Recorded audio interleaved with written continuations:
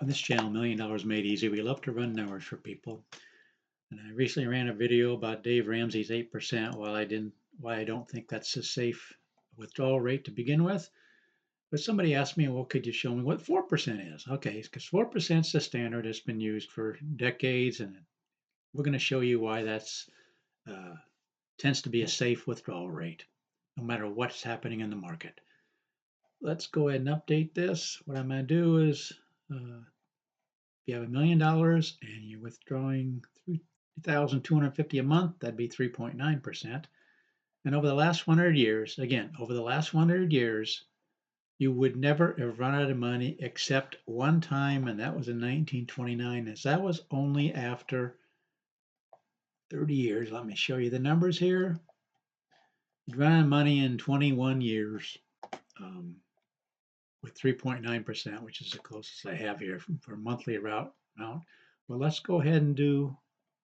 I like to see what's happening in the year 2000 because that's more recent. 1929 was the Depression years. Let's go ahead and move up to different percentages. Let's go to 4.8%. Again, how many times do you run out of money?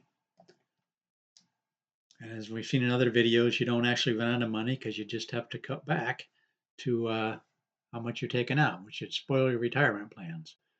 Well, I also should be doing a 3% COLA. Let's go ahead and do a 3% COLA. And this is 4.8%, folks.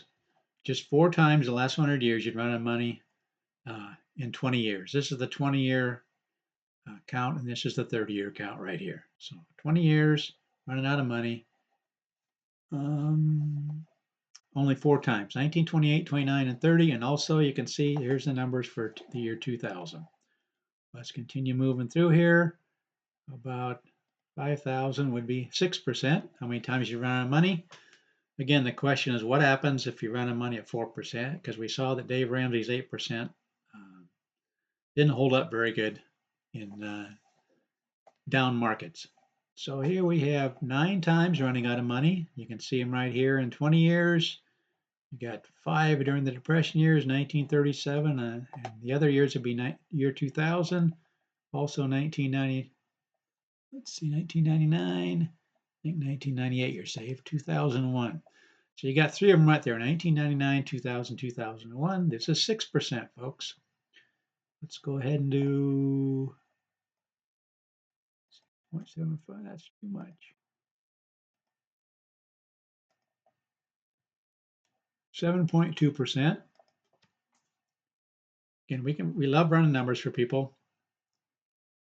Okay, 18 times you run out of money in the last 100 years. Again, what's the market going to do in the future? Nobody knows, but we can get a good track record from what it's done in the past because we know you can have up years, down years, and we pretty much reason that it's going to be within this range somewhere. Not going to be any worse than the Depression years and probably not going to be any better than the 1980s and 90s, and even the 20 teens where there's only one down year in each of those decades. So let's go ahead and go back to this. And maybe the best way to do this is I should be showing you the graph also because that shows you, okay, here are the ones where you're running out of money.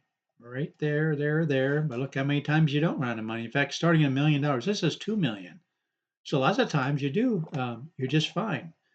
But you don't know when those down years are going to happen. So in this case, you got 18 times in the last 100 years where you'd run out of money. Let's just do the 8.1%, which is the Dave Ramsey situation that we run into. The 8%, 27 times you run out of money in 20 years. Let's look at the graph again. Are you comfortable with that? Do we know that these things, I mean, are you for sure they aren't going to happen? Look how many times, a whole bunch of times during this, in the 60s, early 70s, and of course, the year 2000.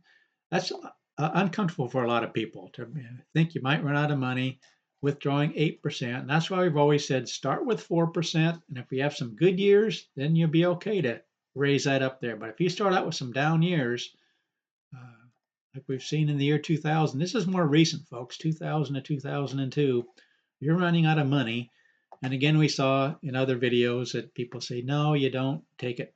You don't run out of money, because anybody that started running out of money, they would just take out less. We saw how problematic that could be too, because if you take 8% or these percentages from the remaining balance, look what happens. Yeah, you start out with withdrawing 81,000, but pretty soon after 10 years, you can only withdraw 25,000. What kind of a retirement is that? If you start out planning on it, being able to withdraw this kind of money, you can only withdraw this kind of money. Forget about the numbers. Just look at the ratios. The ratios. You start out with this, and down the road, you can only take out this. That's problematic.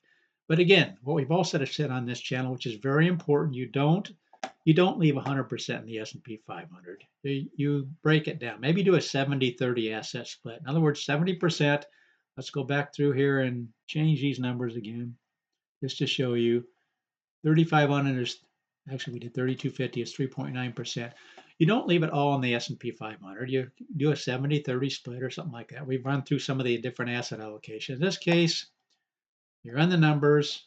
70% stay in the S&P 500 because you want that possibility of returns, of these kind of returns, when after the market's gone down. You want to have the 28s, the 15s, the 26s, and 32. In this case, 4% rule just works just fine. 0 times you run out of money with a 70-30 split.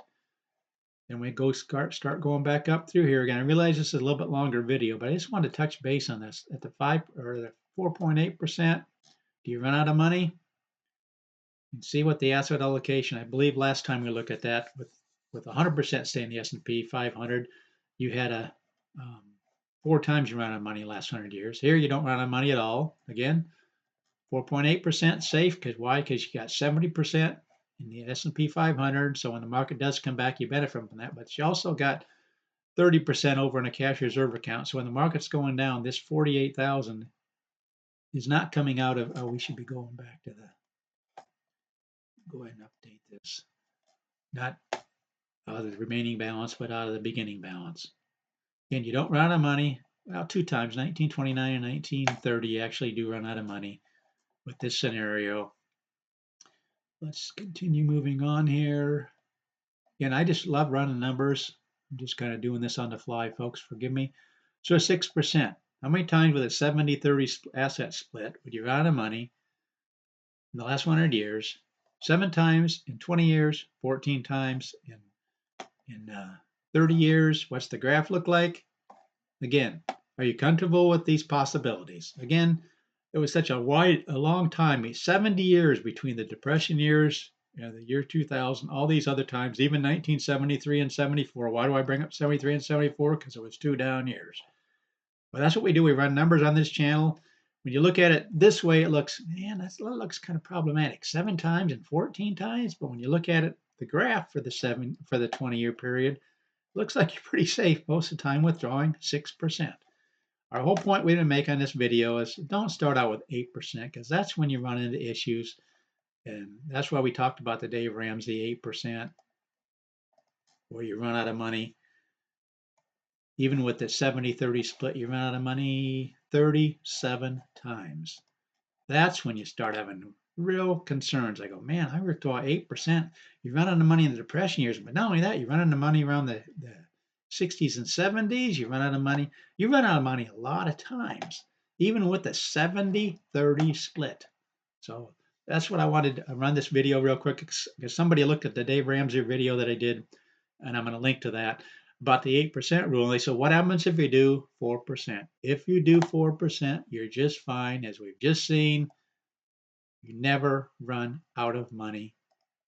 3.9%, 4%, whatever. With a 70-30 split, you're in just fine shape.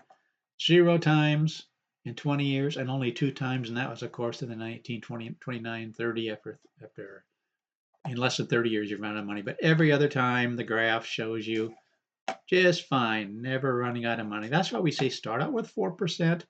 If you have some good years, as long as you avoid these down years, because nobody knows when these down years are going to happen. You don't know when this is going to happen. This might happen. This might happen. So just start with 4%. And then if you have some good years, your net result, your income is going to, your nest egg is going to be so large. You can take, Even taking out 4% is going to be bigger because you're taking out of a bigger amount. But even then, you can go up to 5 and 6% and have your money last. That's what we do on this channel. We run numbers for people. We generally just ask people just give us 3 different pieces of information: your beginning balance, your COLA, and how much you want to withdraw in this case, or if you're in the saving accumulation stage, how much you want to contribute. And we'll run the numbers for you. We love doing that. Please share this channel with your friends and family. Let them know there's a channel out there that runs numbers for people and also shows you some principles that can really help you. The principle in this video is stick close to the 4% rule, at least initial in retirement, so you don't have this sequence of return risk that people talk about. Please subscribe, please share, and thanks for watching this video.